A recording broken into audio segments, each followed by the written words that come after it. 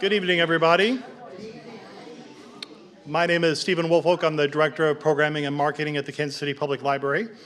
And I don't, we do 10 to 15 of these events a month, so I don't necessarily remember all the faces, but it seems to me we might have some new faces here tonight. And I'm just curious, is this your first time at a program at the library? Anybody? All right. Well, thank you all very much for being here. And we hope you have a good time. We hope you come back to see us soon. Before we get started, I need to make one quick announcement. As many of you might already know, especially if you follow the library on social media, we've made the decision to suspend our public programming after tonight's event through at least the end of March. As we near the end of the month, we'll reassess and see if an extension is necessary. This was not an easy decision for us to make. We're grateful that so many people consider our public programming to be an important part of their educational and cultural experience, but with health professionals increasingly urging us to avoid large gatherings, we ultimately decided that we had no other choice than to play whatever small role we could in slowing the tide of the COVID-19 virus. We'll be looking to reschedule everything in the remainder of March, so if you get our newsletter in the mail or our weekly email, you'll be among the first to know if you were looking forward to any of those programs in the second half of the month. I should also note that for now at least, the library will remain open. We take our responsibility to the community seriously.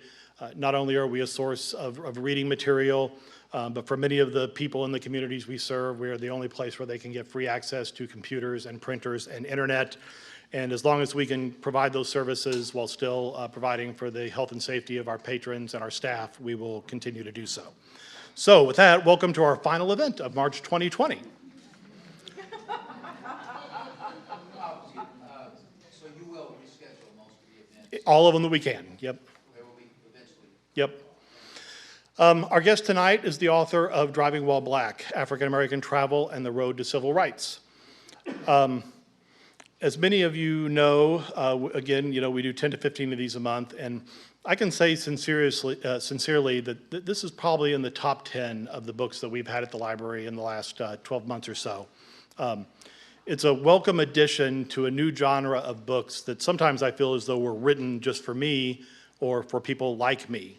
That being those of us who understand that our country has a troubling history on matters of race and that problems still exist today, but who struggle sometimes to understand the scope and the depth of those problems, both historic or current. Sorin offers a history of the mobility challenges faced by African Americans, from slaves being confined to masters' property, to free black people being stopped and questioned, even kidnapped and arrested, to prohibition on train and bus travel. She goes on to explain how important access to an automobile was to African Americans that were looking to evade the dangers of a racist society. And she details how travel guides, such as the famous Green Book, and businesses catering to black Americans helped usher in a new way of resisting oppression. I hope you'll give the book a look. It's available for sale outside, courtesy of our friends of the library, but it's also available for checkout through the library, and I would urge you to read it. Gretchen Sorin is the Distinguished Professor and Director of the Cooperstown Graduate Program at the State University of New York. She has curated innumerable exhibits, including at the Smithsonian, the Jewish Museum, and at the New York State Historical Association. Again, Driving While Black is available outside, and she'll be signing copies following the event. Please join me in welcoming to the Kansas City Public Library, Gretchen Sorin. I'd like you to listen to a little bit of Christian Automobile, if I can get it to work. I'd like you to think about restrictions on mobility. When we think about civil rights, when we think about our rights as citizens, we think about freedom of religion and freedom of speech and freedom of assembly. But we don't often talk about freedom of mobility. And that's what I'd like to talk about this evening. The freedom of mobility is something that we all take for granted. So the idea that you can move wherever you want to go, think about what it would mean if you couldn't come here tonight, if you couldn't go where you want to go. Mobility is something that's really essential in a free society. We're also going to talk about the Negro Motorist Green Book, which I'm sure you've heard a lot about. Many of you have probably seen the movie. The Green Book is not as important, perhaps, in this story as it is emblematic of the large variety of green books and other travel guides that existed. So there were dozens and dozens and dozens, excuse me, of travel guides. But we'll talk about those as well.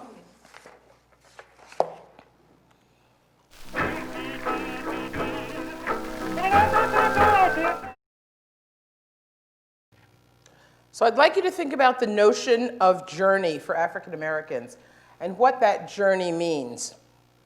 It's both the physical act of travel that's represented by real places, for example, the journey from Africa to the New World.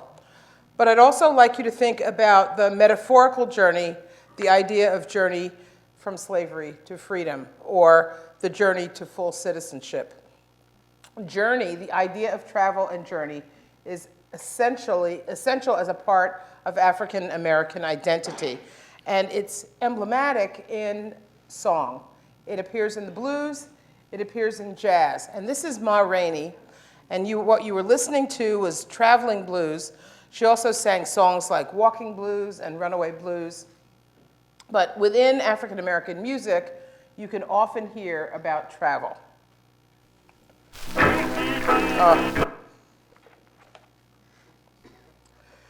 And travel is central to every African American experience. Any discussion of mobility must begin with a discussion of slavery. The ordeal of the Middle Passage and enslavement begins the journey, and it begins the notion for African Americans of mobility and what mobility means. And the idea of forced travel shapes African American identity. And this is a pass. So when Africans were enslaved in the United States, you had to have a pass to travel.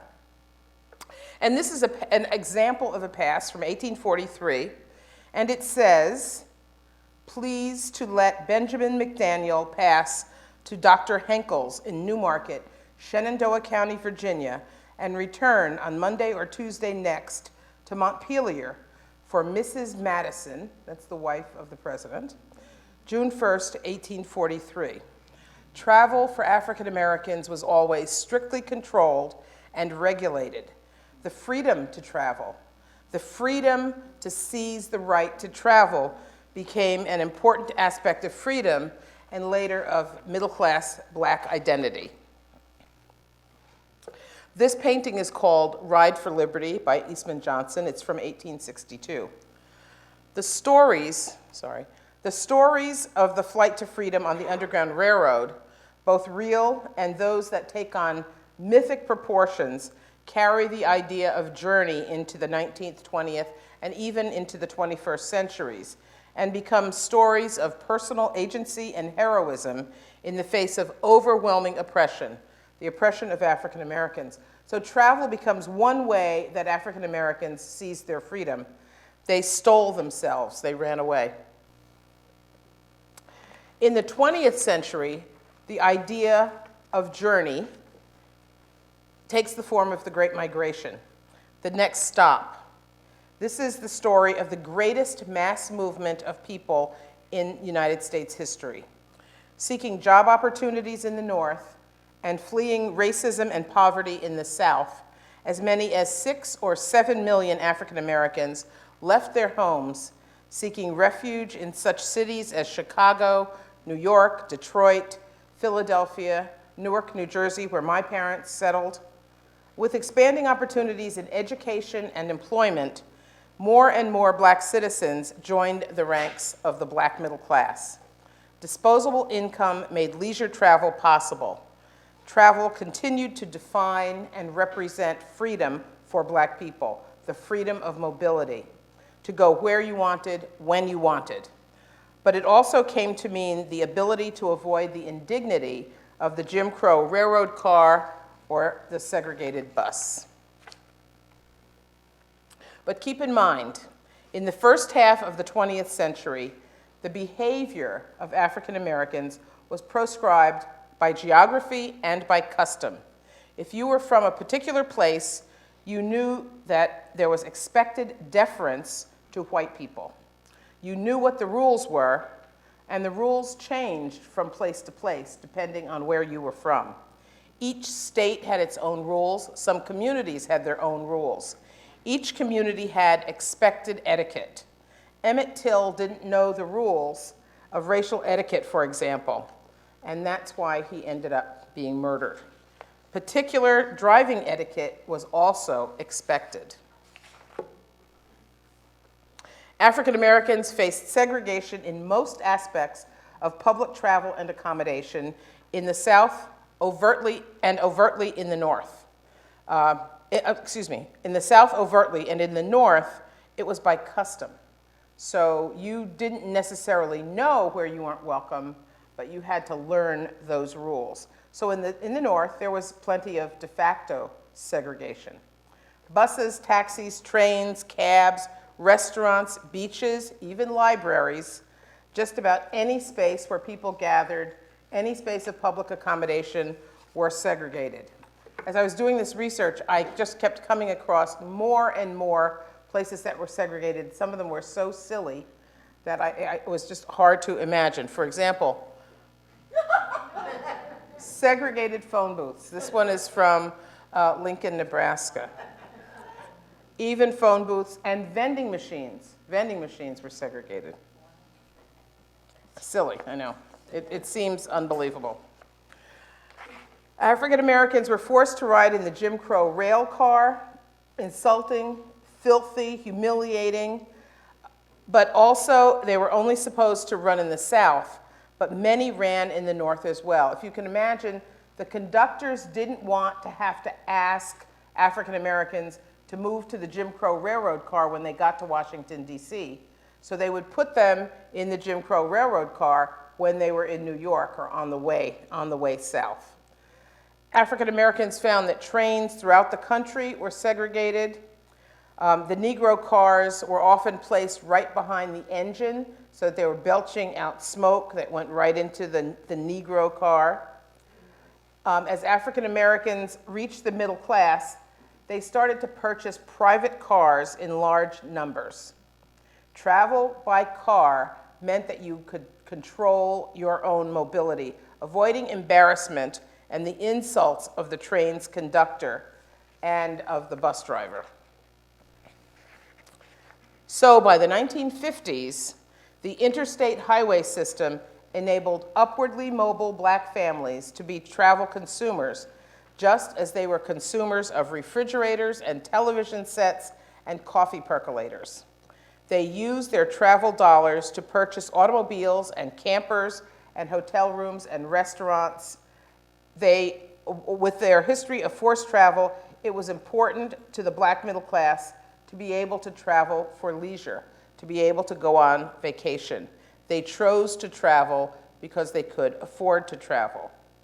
Often, parents worked really hard to make sure that their children were unaware of the humiliation that they faced when they went out on the road, and they protected them.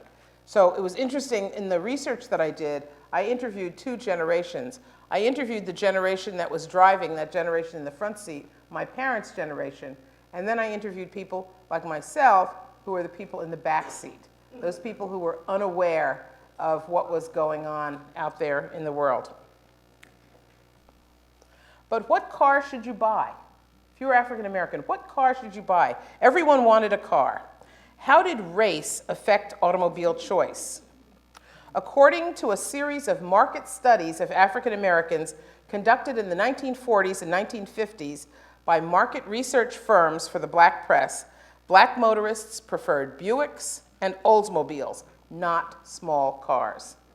African Americans preferred large cars because they offered protection, a place to sleep if necessary, and a space to carry all the supplies that you had to carry in your car. Water for the radiator, gasoline in case you couldn't stop at a gas station, extra fan belts, a big cooler of food. My parents had one of those big, heavy metal Coleman coolers, a can to pee in if you couldn't stop at the gas station. Blankets and pillows. Black motorists created a home away from home in their cars, and so you needed a large automobile. For African Americans, the choice of cars was very important. The bigger, the better. Cars became rolling living rooms, and this is an ad for the Buick Electra. It shows how large and roomy these cars really were. And the ad says, "All the Electra lacks is a fireplace." When civil rights worker Medgar Evers needed a car to travel through rural Mississippi, he chose the Oldsmobile Rocket 88. The Rocket was large enough to enable Medgar to stretch out for the night on the seats because he was over 6 feet tall, and it responded immediately when he hit the gas pedal, enabling him to get away from a pursuing car. And this is what the Rocket 88 looks like. Of course, you're all aware that Medgar Evers died beside his car in his driveway, shot by a sniper, and this is the hole in the car window.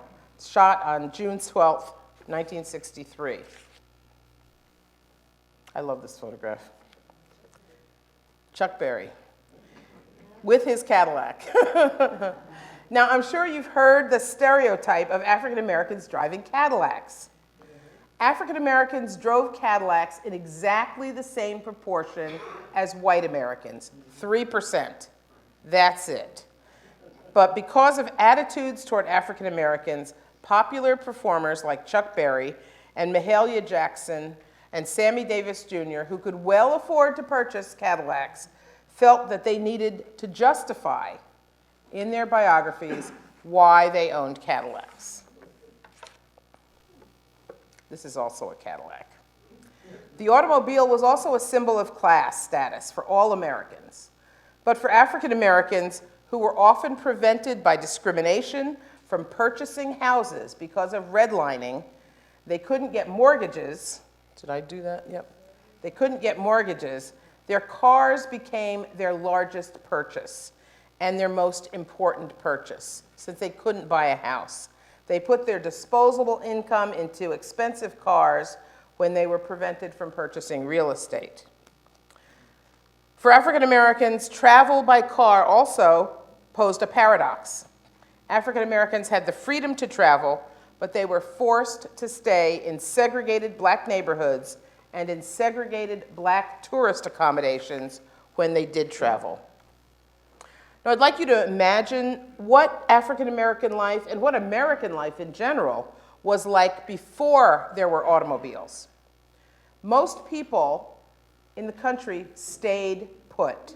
They didn't travel far from home. There certainly were trains, but most people didn't travel far from their own neighborhoods.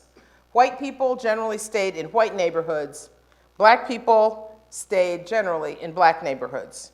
In some poor neighborhoods, black and white people lived side by side, or black people lived on the property of white people. But the country was generally segregated by race.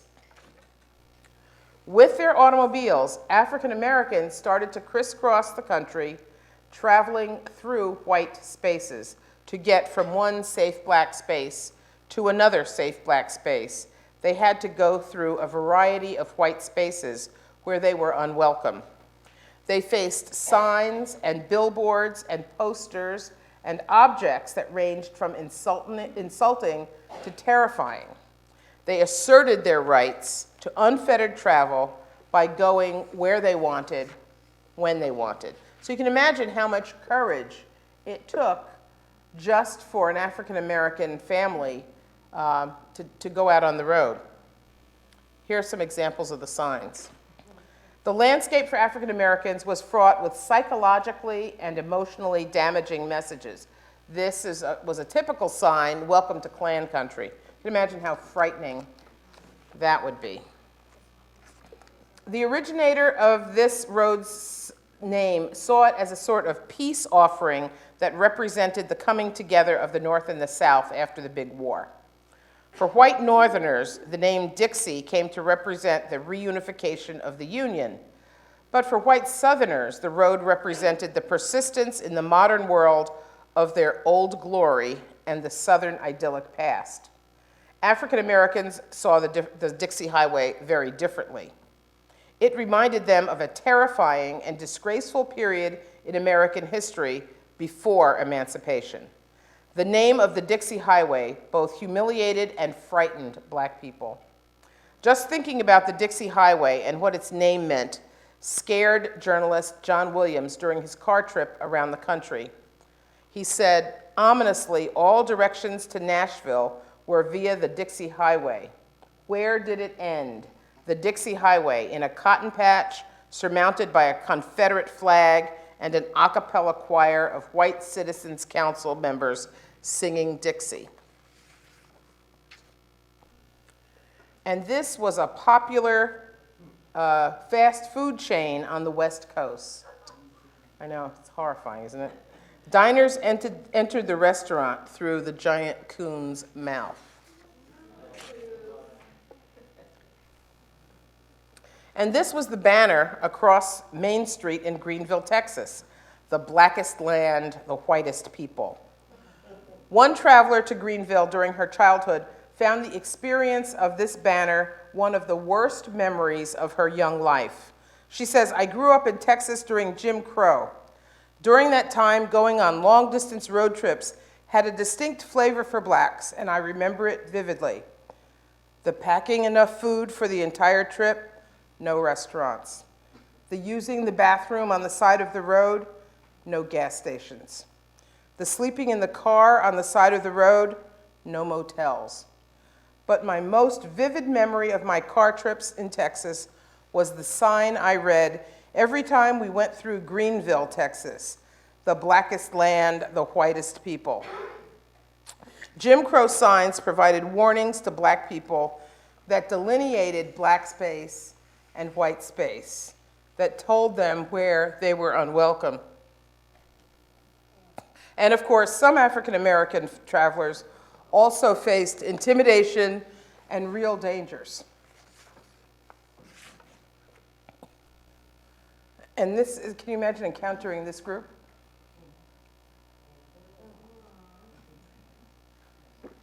It takes a minute to see what's going on here. And this is a fair in Colorado.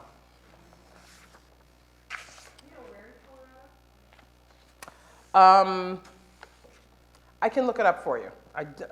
It's what is it? Yes. How did you know? I just have to be on that page. Thank you. Excuse me? You have to move over. You gotta see it. No, everybody riding the Ferris wheel, they all have on a Klan costumes. Everybody has on a Klan outfit.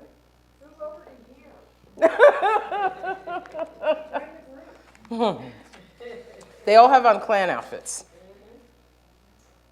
I'd like to tell you a little story that was one of the stories in the book that I think is so interesting. A young boy, his grandmother died, a grandfather, and they're headed to the funeral. They're going from California to Florida, and they're going by car. He's 9 years old. He's with his aunt and uncle, and he's the only one in the car that can read. The aunt and uncle can't read. So they head out in this big Chrysler, and they make a wrong turn near Waco, Texas. And they pull onto the main street of Waco, and there's something going on. There's a lot of people in town, and there's clearly something going on. So all their faces are glued to the side windows, and they're trying to figure out what's happening. And as they go very slowly past, they see that what's happening is a burning. They're good white citizens of the town are about to light a Black man on fire. They've got wood piled up around him, and there's a big mob, and they're about to light him on fire. And they see the car moving slowly past. And somebody takes a look and they see that there are black people in the car and they scream out, "There's some more niggers, let's get them." And as they all go running for their trucks and their cars, now you can imagine making a K-turn with that big Chrysler. So he turns it around and they take off, and the townspeople are chasing them. And the only reason they don't get caught is that they hide in some tall corn for the night with the lights off. And they're terrified, they're trembling. What's the first thing they do when they get back to California? No. The uncle and the aunt take reading lessons.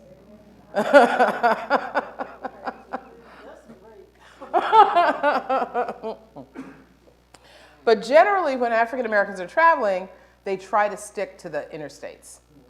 They try not to go in the little towns, through the little towns, because you don't know how you'll be received if you're in a little town.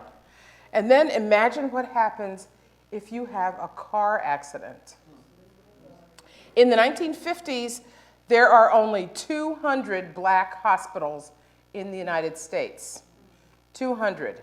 So if you happen to be in a place where there's no black hospital and the white hospital will not receive you, you're in big trouble. Bessie Smith died as a result of an accident in 1923. Her arm was almost completely severed, and she was not accepted at a white hospital. The nature of hospital and ambulance care for African Americans profoundly affected many motorists as they traveled, and there are dozens of stories that document the unnecessary injuries and deaths in accidents as a result of Jim Crow neglect and hospital segregation. Ambulances were also segregated, and if there was an accident in a town, the first thing that the dispatcher would ask was, is the person black or is the person white? Because they had to dispatch either the black ambulance or the white ambulance. And if it was a car accident in which a white person and a black person were both involved, the white ambulance had to be dispatched first, and the black ambulance was not dispatched until after the people that were taken away from the white ambulance were taken away. So it could be 45 minutes or even an hour before the black ambulance was even dispatched. Some colleges even refused athletic competitions for fear that their athletes might not return to campus alive after traveling to some parts of the country. Negro players have experienced the greatest difficulties in securing medical care and hospitalization, reported the Atlanta Daily World about accidents occurring during travel.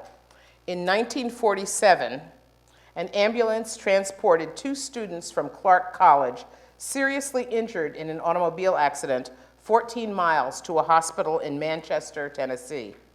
Refused admission on the pretext that the hospital was at capacity, the ambulance then conveyed the 2 students 30 miles further to the University of the South hospital that offered first aid and then sent them on their way again.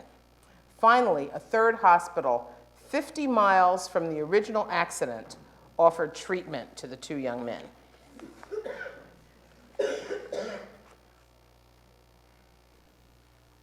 And this is an example. Some white hospitals were willing to treat African Americans, but they had very limited Negro wards, as they were called. And if the Negro ward was full, they would accept no more patients, even those who were seriously injured.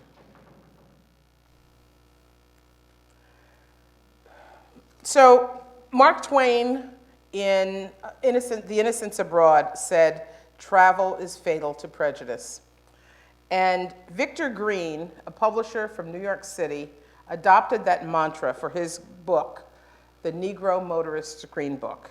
The Negro Motorist Green Book was a little travel guide, and it was an opportunity for African Americans to find places that they could stay safely and where they would be welcomed. This is Victor and Alma Green. Green was a postal worker in northern New Jersey and later in Harlem. He was also a businessman. He sold trinkets, he sold African sculpture, and Alma was always a part of his business. And I always like to show Alma because Victor Green dies in 1960. And after Victor dies, Alma runs the business. Even though it's still called the Green Book, even though everyone considered Victor Green the leader of this business, it was Alma who did a lot of the running of the business. And in the mid-50s, Victor Green, I don't know what happens to him. I don't know if he has a stroke or if he has a heart attack, but he really steps down from the day-to-day operation of publishing. And you can imagine, in the 1950s, it was unheard of to have a woman in publishing. And yet, Alma Green and these 4 women, this was the staff of the Negro Motorist Green Book. So we always talk about the Green Book as a male-owned business, but it really was a business that was run by women. The Green Book included gas stations, it included hotels and motels, guest houses, tourist homes, restaurants, clubs, YMCAs, churches, doctors, dentists, beauticians, barbers, and each booklet usually included one article about a community, about recommendations for travel, one article. But you should be aware that there were dozens of travel guides. The Green Book was just the longest lasting.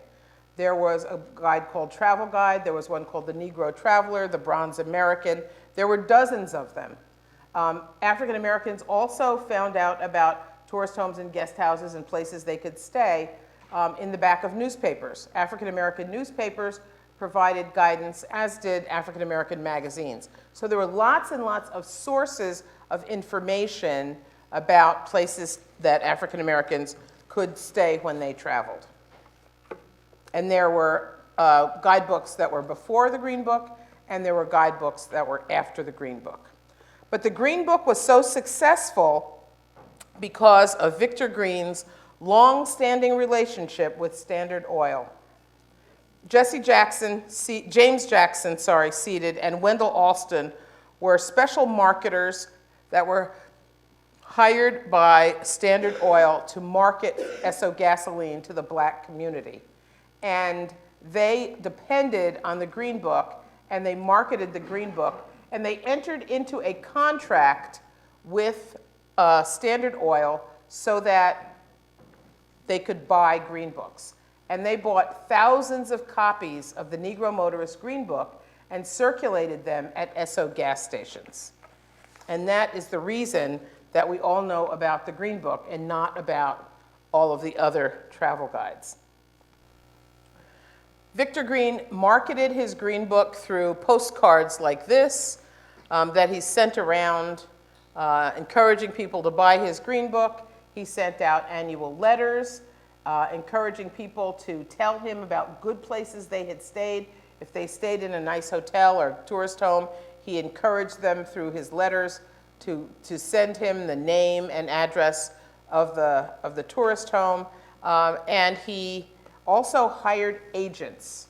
And he hired agents, this was a very smart thing, I think.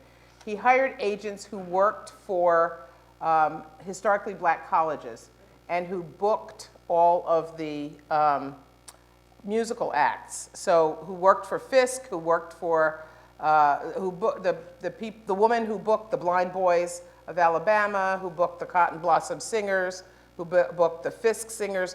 He used those people because they knew the places around the country that would allow African Americans to stay there. And he used them as agents. So Green cultivated the black middle class, as you can see from this cover from the Green Book, which has this beautiful couple with their matched luggage, and you can see their little suburban house in the background, and their car, just a little bit of their car. The Green Book was published from 1936 until 1966. Longest lasting of all of the travel guides. Also, out of this system of oppression, out of this system of segregation, is an economy that white people were very unaware of. It's a separate black economy that really existed parallel to the white economy. And they're businesses designed to provide services to black travelers and black communities under segregation. Demonstrating their resilience, black people established an entire separate world, relatively unknown to white Americans.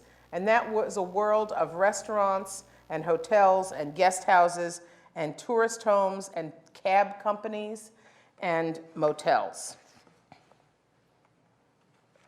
and theaters. Just about anything you could imagine, African Americans created these businesses to serve the black community.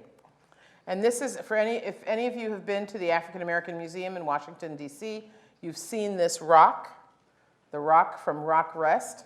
Rock Rest is a tourist home in Kittery, Maine, and it was one that was a very, very popular resort that Hazel and Clayton Sinclair created from the 1950s to the 1970s, and the rock is now at the Smithsonian. And here you can see ladies, fancy ladies in their beautiful hats, enjoying a luncheon at Rock Rest. The Sinclairs also made money by catering for the white community in Kittery. And this is a typical 1950s style motor inn, a motel, where you pull your car right up to your door. You all remember these kinds of places. They bill themselves as the South's finest Negro court. Most of the businesses were black owned, but some were white owned. White liberals owned some, but catered only to black people.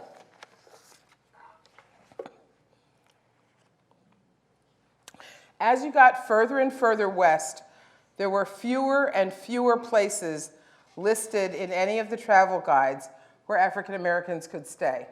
So as you got into the western states, before California, it was very hard to find places to stay. And there were relatively few.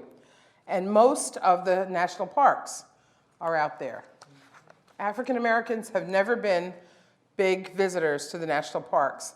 And the National Park Service is still trying to figure out how to get more African American visitors to go to the national parks. When I asked people why they didn't go to the national parks, they said, "Why would a black person go into the woods when you don't know who you will encounter there?"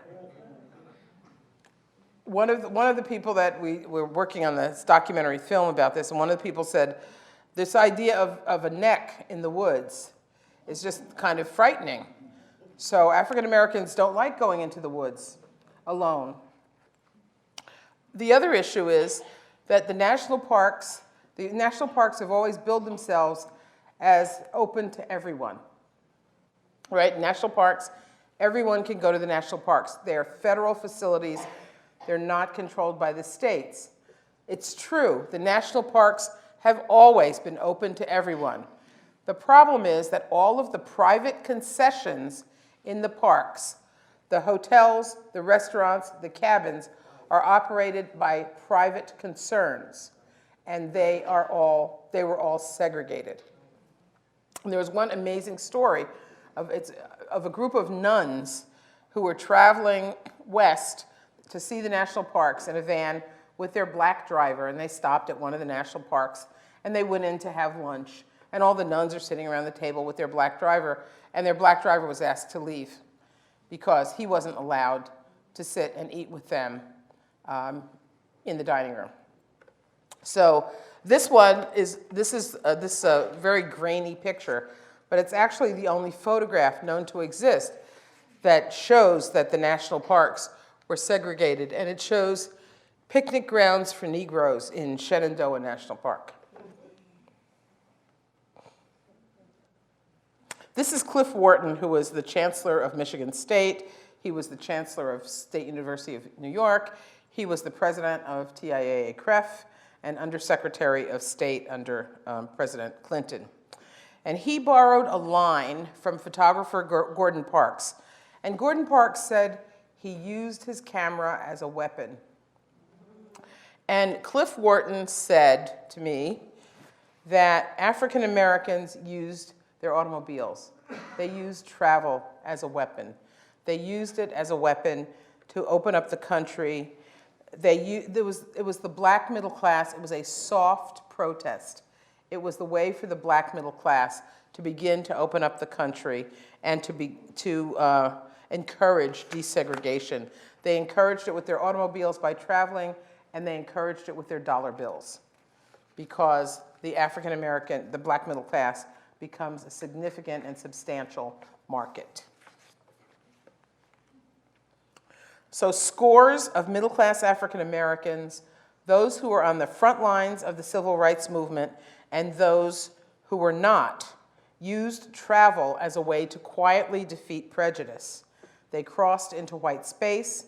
They took their families to national monuments and museums and resorts. They became consumers of travel like other Americans. The Green Book proclaimed the belief that travel defeats prejudice by bringing Black Americans into contact with white Americans and by using the power of the dollar to convince white businesses that they were a source of revenue. But that was also dangerous. This is an ad from the Green Book, and it shows you Ware's supermarket in Memphis. Ware used the Green Book to tie himself to Martin Luther King to get business from the black community. But this could be dangerous because tying yourself to the movement in the 1960s, sorry, I should put my hand behind my back, could be dangerous. It could have resulted in the vandalism of his store or the bombing of his store, or he could have been physically hurt. And this is jazz musician Al Hibbler. He's at the front of the line. Civil rights workers, if you think about it, when civil rights workers went south, they had to have places to eat. They had to have places to stay when they traveled and when they participated in protests. And Al Hibbler here is participating in this protest. He was staying at the Gaston Motel in Birmingham, Alabama. And this is the A.G. Gaston Motel after it was bombed shortly thereafter. Gaston's Motel provided a room for civil rights workers to meet. Martin Luther King and the other civil rights workers used to meet in room number 30 of the Gaston Motel. Room number 30 was the room that was bombed. King was not there at the time. So it took courage both to travel, and it also took courage to provide places for civil rights workers to eat and for civil rights workers to stay, or even to be known to support the movement. And I want to say one other thing about women. Many of the women in the South who were working for white families as cooks, as maids, as laundresses, at night they would go home and they would cook food. They baked pies. They made coconut cakes. They made sandwiches. And they sold that food, much of it, to white people who had no idea that they were taking that money and putting it into the civil rights movement.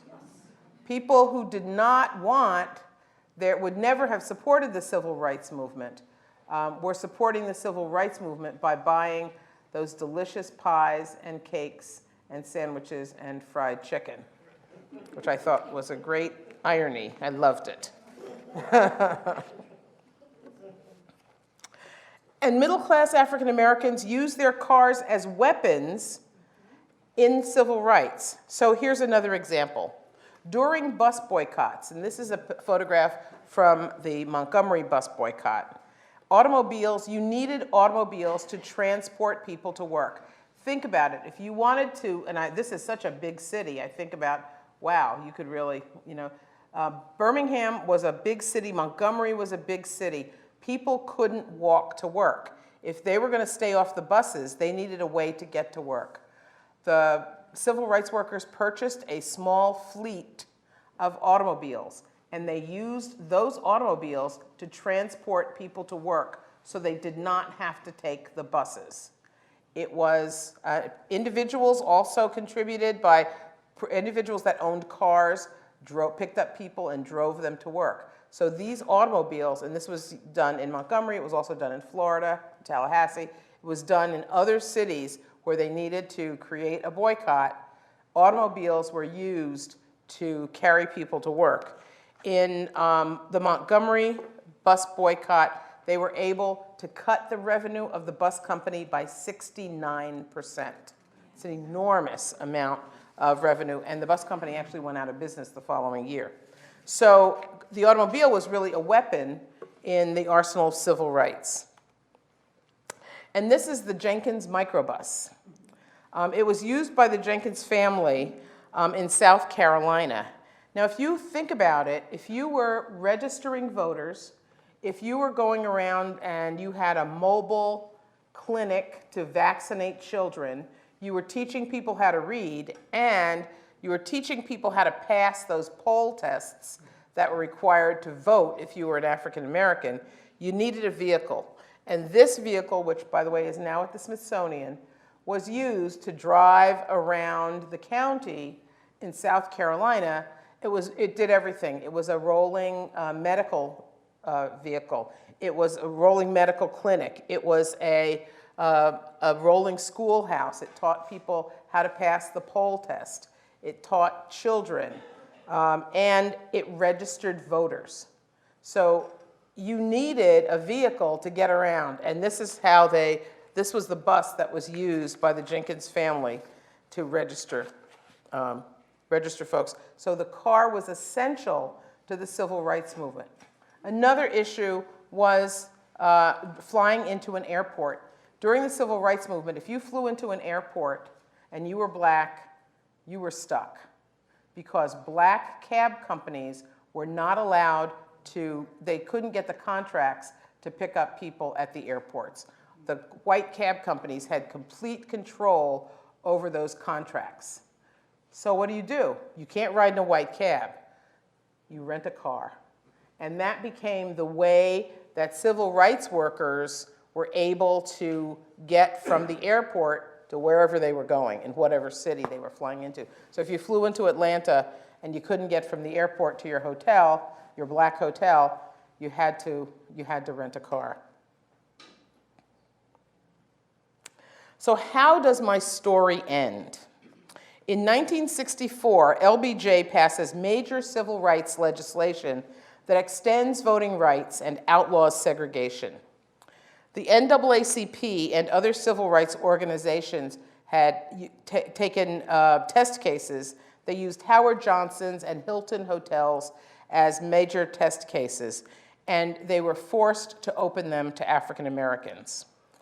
The Heart of Atlanta Motel filed suit against the United States government in 1964, immediately after passage of the legislation, saying that the segregation of public accommodations should not involve him. His name was Morton Rolton. He was the owner of the Heart of Atlanta Motel. It shouldn't involve him because none of his patrons were coming from out of state.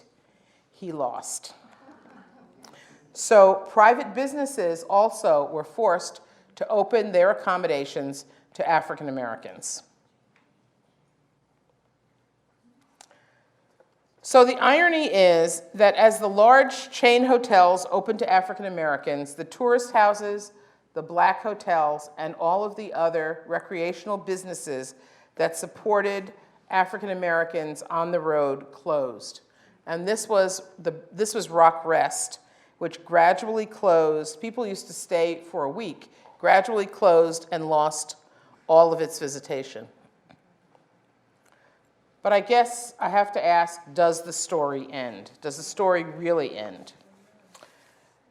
Or does it remain an issue in America for all of us?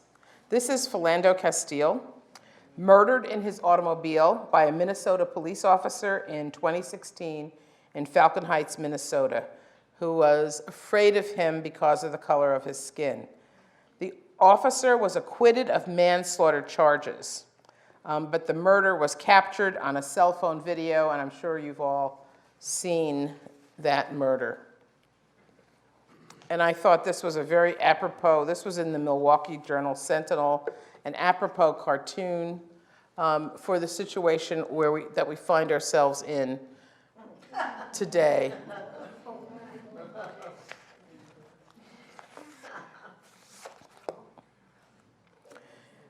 The Green Book went out of business, and the black hotels and motels gradually lost their clientele to the large chain hotels.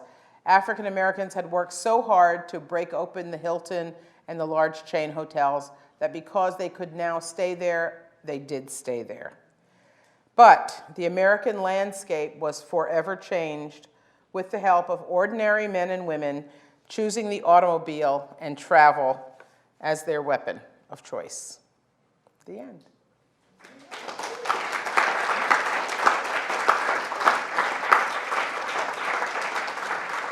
Do you have any questions? Yeah, I felt one of the great ironies of all time. There was a Senator Russell from Georgia who barred the White House. Louder, please. Louder. Louder.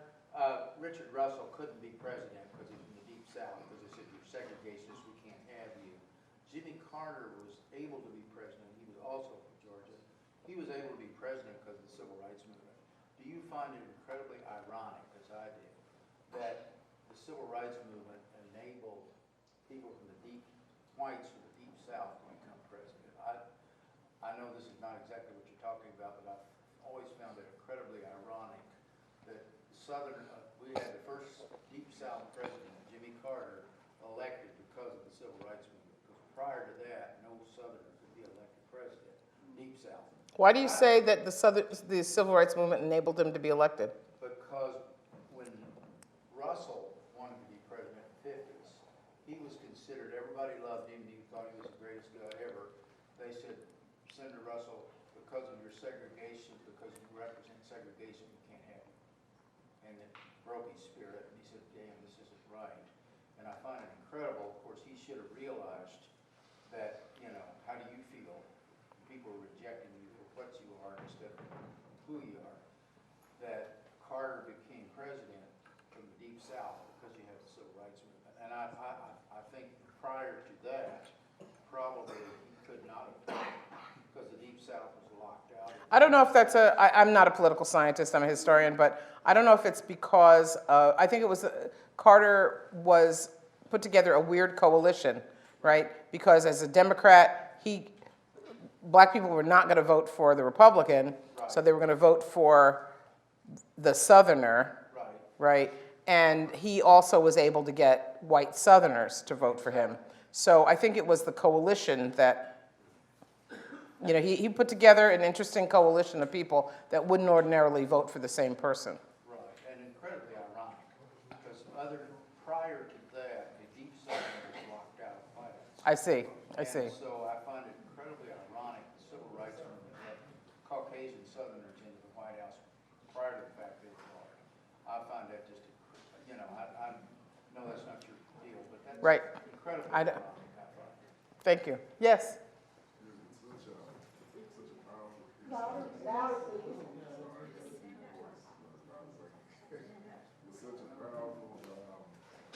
and message that you brought, Thank you. What are your thoughts on the events happening in Saudi Arabia with women being restricted? I'm sorry, what, with, Saudi Arabia with women. oh. In Saudi Arabia. You guys are asking me all kinds of things that are way out of my, I don't think women should be restricted. But I understand their culture, and it's certainly not a culture I'd want to live in. What's really interesting about this story is that very much of it is about men driving, because men were the drivers. In the 50s, men drove, women generally didn't drive. Women were sitting next to them. They were the navigators. They were the ones with the maps and things, but women generally didn't drive. But that was more by custom than requirement. Yes, ma'am. Reflecting on the hotel per se, we're in 2020, Yes, and black people are still facing discrimination in hotels. yes, absolutely. They up the rates, they discriminate how many people could stay in the room opposed to the other classes. I think it's a pity that they discriminate secretly. And they got managers, black managers, even enforcing that. Well, and it's very difficult to tell because somebody can come out and say, "Oh, I'm sorry, we just rented our last room." How would you know? You would never know. The reason why I'm saying it, because I faced it. I went across country from California all the way out to the East Coast, New York. And I went to a hotel with a meeting with a white counterpart.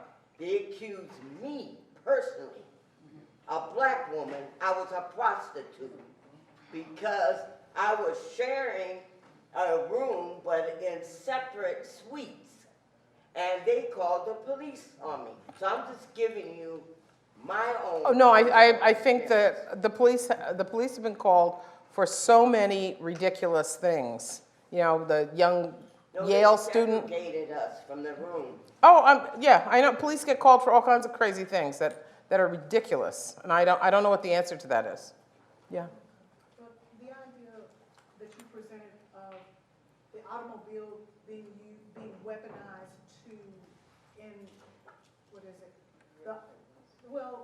it was weaponized to penetrate integration, but today the automobile is a weapon Against. turned against Yes, African yes, Americans. yes.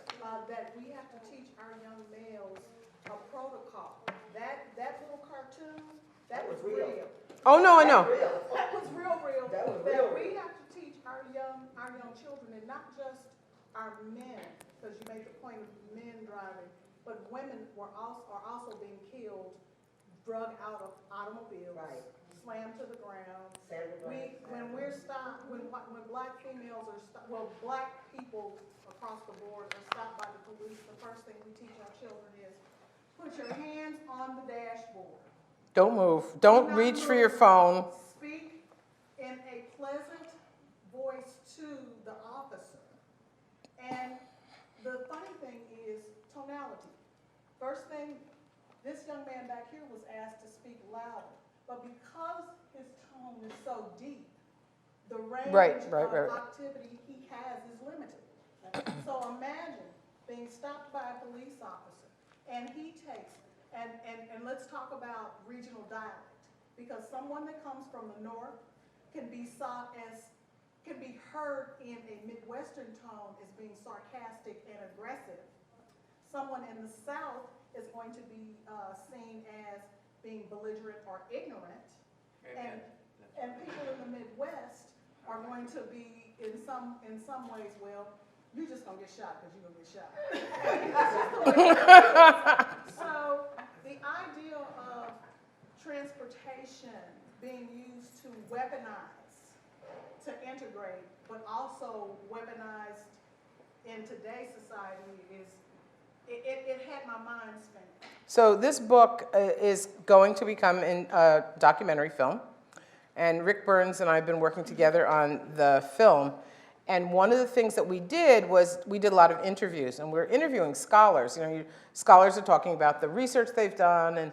And what is so interesting is that every scholar, especially the women, we talk about giving our sons, because I have a black son and a black son-in-law. And my son-in-law is big, and he's a structural engineer, so he goes out of the house wearing hoodies all the time. And I'm always saying to him, I don't want you to wear a hoodie.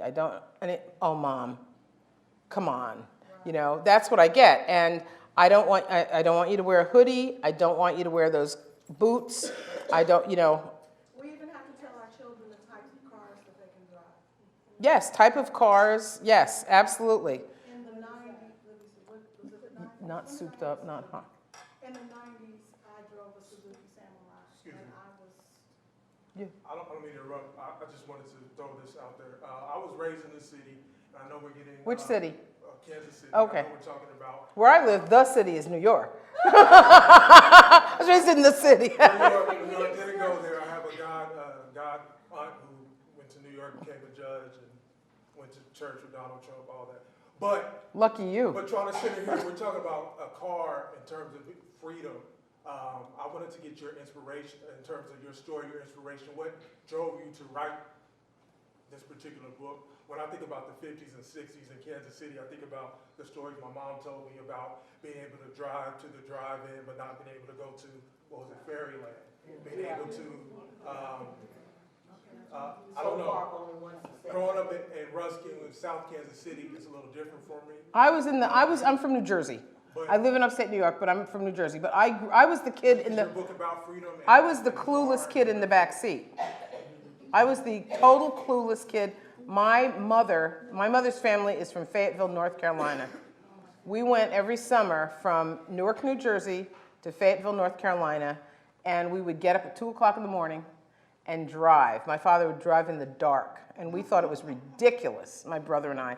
We thought, and they would carry all this food, this fried chicken, all this, these shoe boxes full of food, and in a cooler, and just all this stuff, and we thought, this is ridiculous when we were kids. And I will tell you that I started to really, doing this research, start to understand them and started to understand the rationale for what they were doing. Gas up in New Jersey, figure out where you gas up in Washington, D.C., then you don't have to gas up again after you cross the Mason-Dixon line. Why did they have these peculiar habits that I thought were peculiar?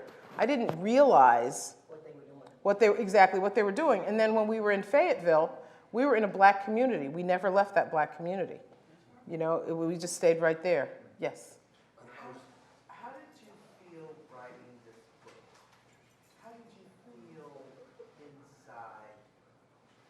A lot of things you knew, a lot of things we knew, but the details. How did you feel? Did it flush things out for you? Were you angry? I don't find any of it funny.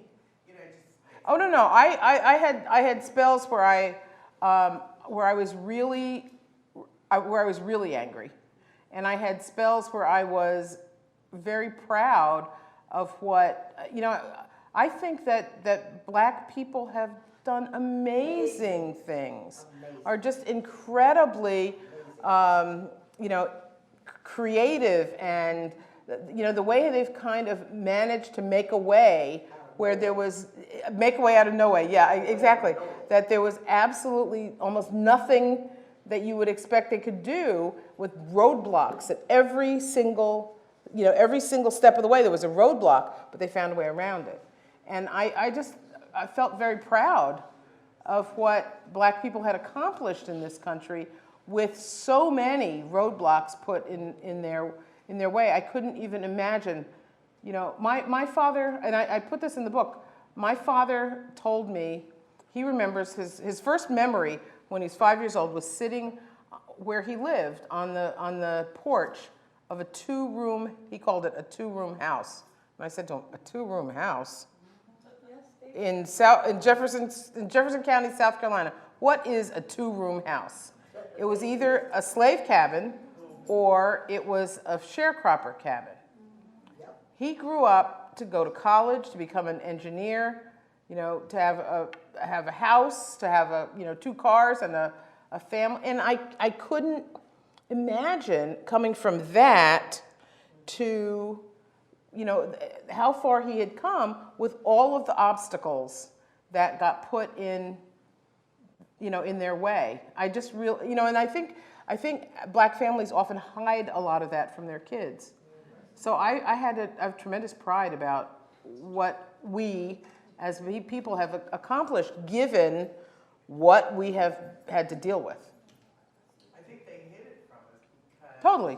it would make us more angry, and more hurt, and But there's also research that shows that high blood pressure and a lot of the stress is a lot of the psychological damage. It's like PTSD. It really it creates a lot of psychological damage for children, but also for adults.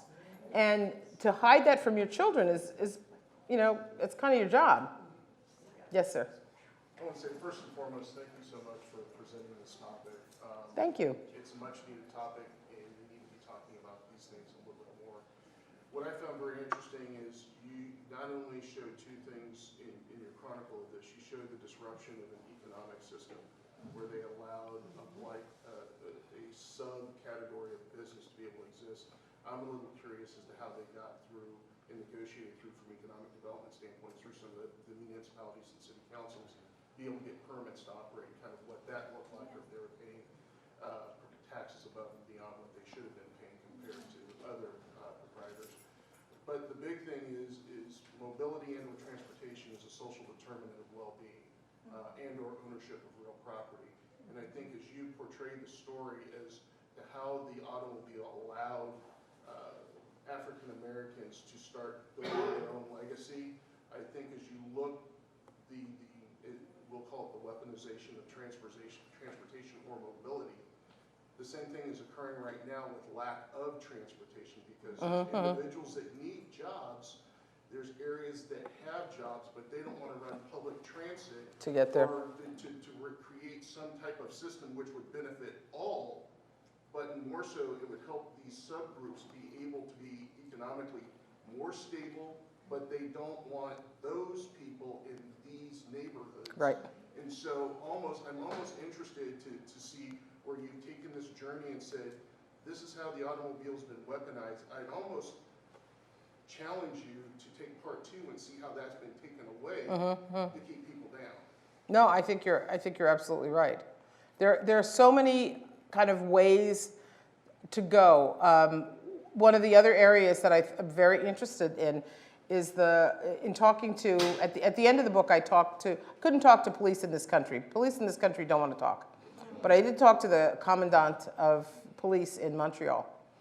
And what he said was that the police in Montreal are taught that their job is problem solving this much and this much law enforcement, not law enforcement. And because that their job is problem solving, they have a problem in Montreal with Hasidic Jews that when it's getting dark on Shabbos, on the Sabbath, if it suddenly gets dark and they're in a traffic jam and they're in their car, the car's running, and they just get out of it, leave it right in the middle of the road, leave it running, walk away, go home. And he said, Explain why that is? Because Yep. I'm Jewish. no, because they can't do any work That's right. Thank you. after the sun goes down. And if the sun goes down, it goes down at 4 o'clock sometimes, they're stuck. And they had this problem of these guys leaving their cars like right in the middle of the road. And what his message was very interesting. He said, don't go and arrest the guy. Don't have their car put in the lockup, impound. Don't have it towed. Don't put them into the system. You create this whole bureaucratic mess. He said, think about solving the problem. The problem is that they had to get home because of their religion. He said, get in the car, the keys are in it, pull it over to the side. You have solved a problem, and you have kept all this bureaucratic nonsense from happening. That's your job. That's not, but if you think my job is law enforcement, you go find the guy, you arrest him, you put him in the system, you tow his car, you put it in the impound, and you create all these problems. The guy's just trying to follow his religion, for crying out loud, solve a problem. And if our police would think about solving problems, de-escalating arguments instead of escalating them, and if they would think about not being afraid. One of the things he said was, we put a lot of energy into shooting, right? Learning, you got to go to the firing range all the time. Every month you got to be at that firing range, learning to shoot. But they don't do the same thing learning to problem solve, to deal with people. You want me to stop talking? Well, I was going to see if you could finish up with Jackie here, and then if anybody else has questions, do you mind taking a couple after the event? Can I ask Not at all. real quick? Yeah. Because the same problem is still happening, but differently. When you look at the Latinx community with English second language speaking individuals, young males specifically, whose parents don't speak English, so they may be riding around with someone, they get arrested, they go get locked up, and then the police are gonna let them go. But when they call their parents and their parents don't speak English, those kids don't get released. Oh. They get held, they get processed, and now they're in the system just because, once again, to your point of problem Yeah. solving, they don't have a way to critically think through this scenario. Yeah. I wanted to say first to answer in reference to the first question or statement about Jimmy Carter. Jimmy Carter was the first president I was old enough to vote for, and that's one of my proud. Oh, I'm sorry. I sneezed into the. Back in. At least it was in your elbow. Good deal. But blacks voted for Jimmy Carter mainly because he was Democrat. But whites voted for Jimmy Carter because he was from the South, and they assumed that he would be a good old boy that would keep us in our place. What they didn't realize that Jimmy Carter was first and foremost a Christian. Amen. And that's a real Christian. Yes, and that's something that is lacking in politics today. And then Bessie Smith, the accident that she was in out from Greenwood, Mississippi, that's where the accident happened. The only hospital, there's a Greenwood hospital right there. She could not come to that hospital. Right. She had to go 60 miles to Yazoo City, and that's what killed her. Yeah. And I love the part that you made about the shoebox, because from Greenwood, my family moved to Kansas City because my grandfather owned a dry cleaner, and he was considered an uppity N-word because of the way he was. And so we had to come here, but our home was still, our roots were still down south, and that's a 12-hour drive. And we never realized the strategy that my dad had to incorporate to get from 12 hours from Kansas City to Mississippi. Going through St. Louis was like one of the last places he could safely gas up. Right. And then, you're traveling through Arkansas. That's why you had to carry extra gas and your extra gas cans Exactly. But and those we shoe thought- boxes of food. We thought we were blessed because in that shoebox coming back, there's no telling what we were getting from Kansas City going down. But coming back, that greasy shoebox was fried chicken, homemade Parker rolls, and fried apple pie. That's right. We were blessed.